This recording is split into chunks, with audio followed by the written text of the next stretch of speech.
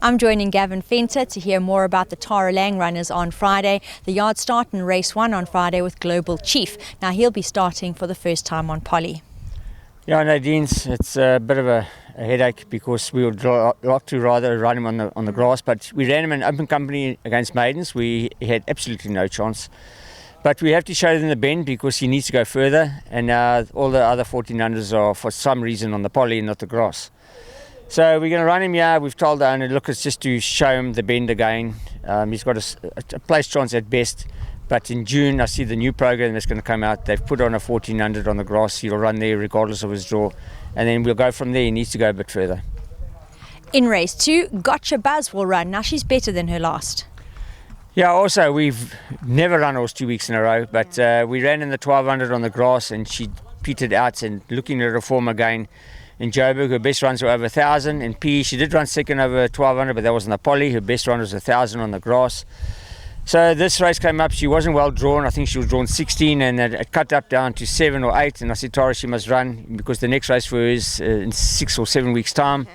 So we're going to keep it to 1,000, 1,200 on the Polly, but the field has cut down a bit and she's got a decent draw.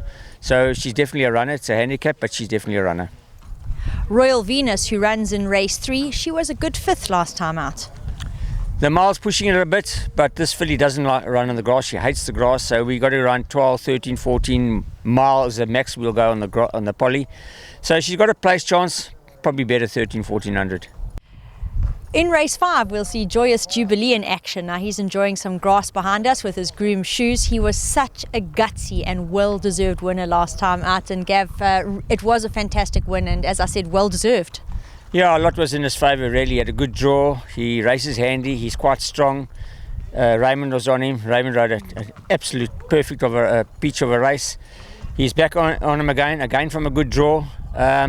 He's got to be Duke of Orange. Duke of Orange ran ahead behind him, second. He's 3.5 kilos better off the waist because Gavin's put the Appy on claim 4.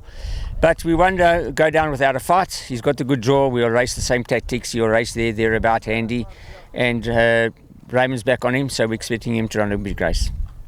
In race 7, Chronicles of Narnia, she ran a super race behind United Express last time out. She'll bump her again on Friday. Gav, this time unfortunately worse off at the weights.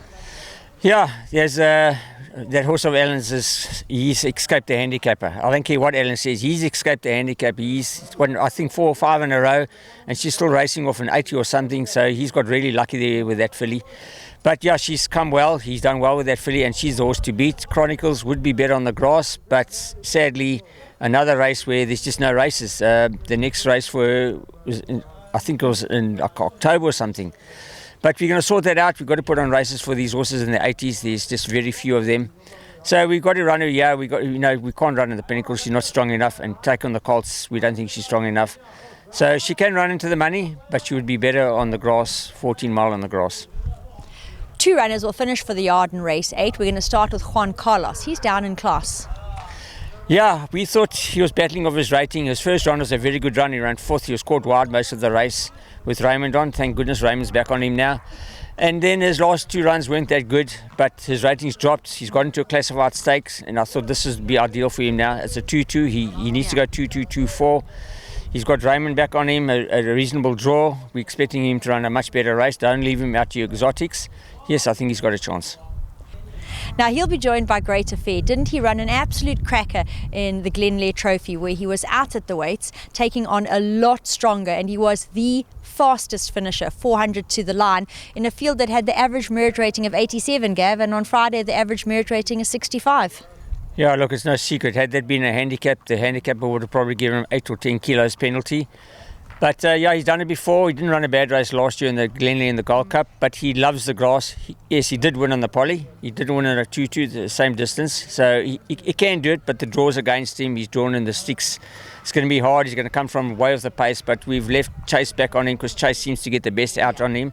So that's a big plus. Chase knows him. And then after this, it'll be a 2-4, then the Gold Cup. And there are races coming up on the grass for him, so that's some good news. But he could run into the money, but he would be a better horse on the grass, and the draw's not in his favour.